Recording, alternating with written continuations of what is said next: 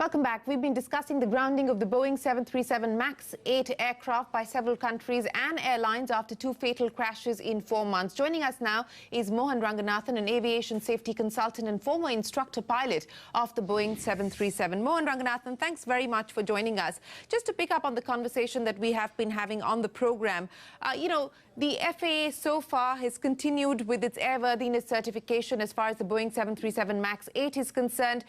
Several regulators around the world still grappling with what they intend to do. So far, the FAA not grounding the aircraft, neither has the DGCA issued any instruction to ground the aircraft, but they have issued additional compliance measures. Given the fact that the investigation is still on, do you believe that this wait-and-see approach, this wait-and-see attitude being adopted by some regulators is prudent?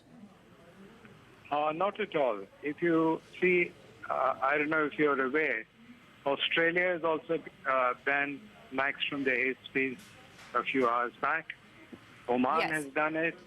And so you've got China, Singapore, Oman, and Australia banning the MAX from the airspace.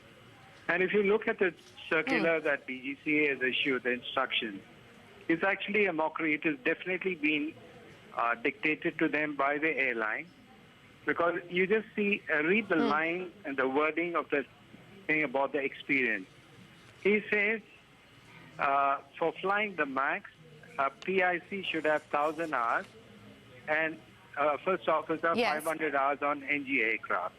Now, he does not say 1,000 hours PIC. He says that PIC should have 1,000 hours. It could be on any aircraft. I mean, he could be a 0-hour captain. He's a brand new captain, because you need 1,000 hours on type to get a command. So the way they have worded it, you can have a 0-hour captain on the MAX with a co-pilot who's got 500 hours on NG. It is a very clever spin, and it's actually very dangerous. You know, first of all, if you look at the explain,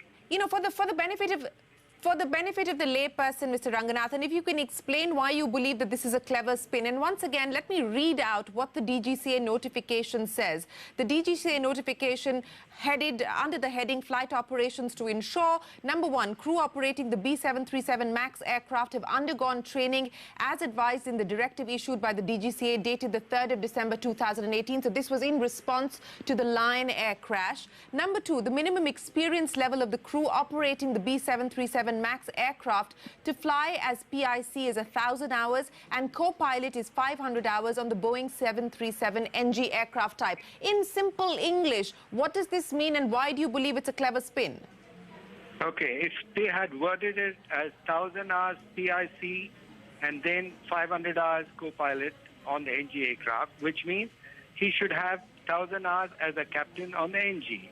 But the way they have worded, they've just said a PIC should have 1,000 hours and co-pilot 500 hours on the NG. It means you can fly as a co-pilot for 1,000 hours and be a 0-hour captain. You would have just got his command.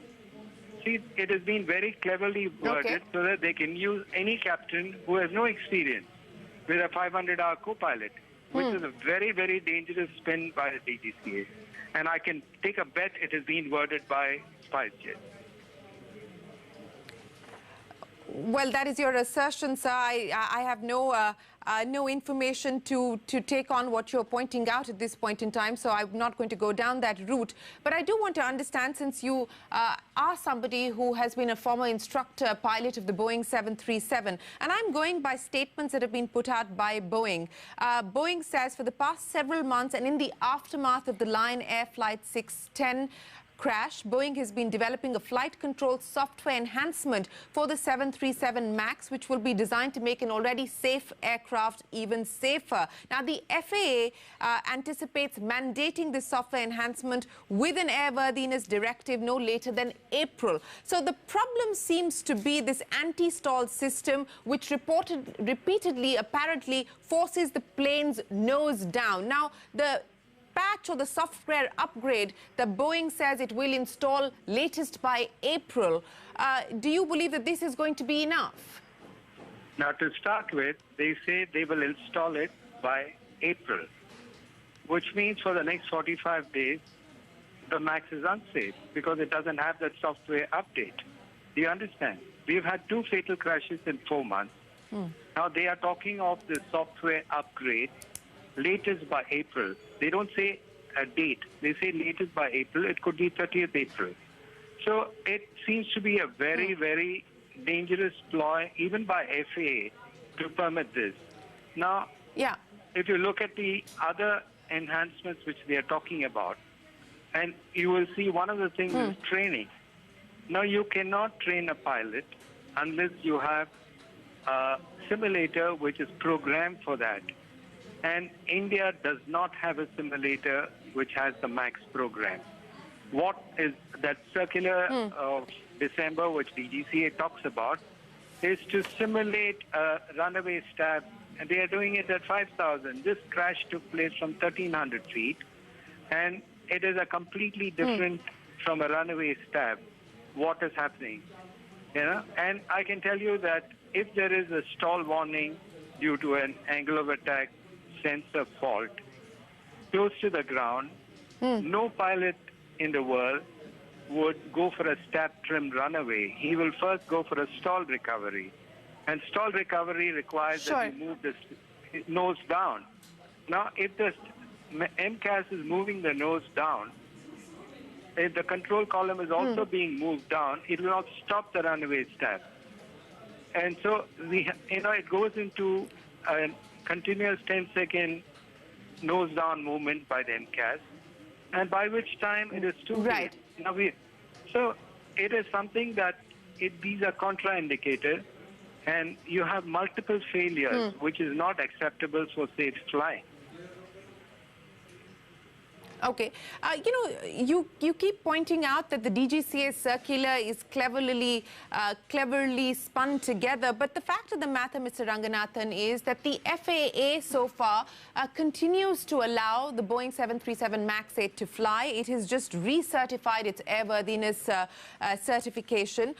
Europe has not asked for grounding yet. So the DGCA, sir, as a regulator, is not alone. Even though you might question the additional compliance measures that have been put in place. But the DGCA certainly is not alone.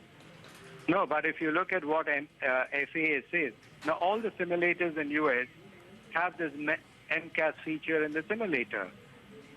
So they have pilots who are trained for that particular maneuver.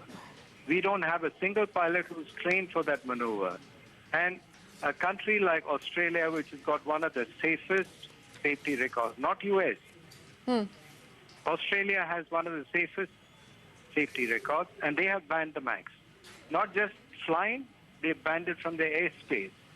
Singapore has also banned it from the airspace. So you've got countries which are proactive in safety. You don't wait for a fatal accident and then react. Now, if FAA is doing it because they are trying to protect Boeing, that's why. Okay, so you believe that the FAA is also going slow on taking action because it involves a US company, and there are a lot of questions being raised on the geopolitics involving this particular incident as well.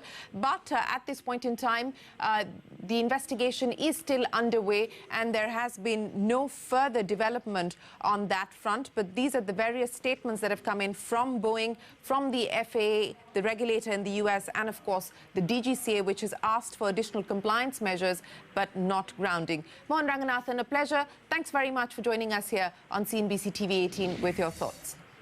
Thank you. With that, it is time for us to wrap up the CNBC TV 18 special conversation from all of us here. Goodbye. Many thanks for watching.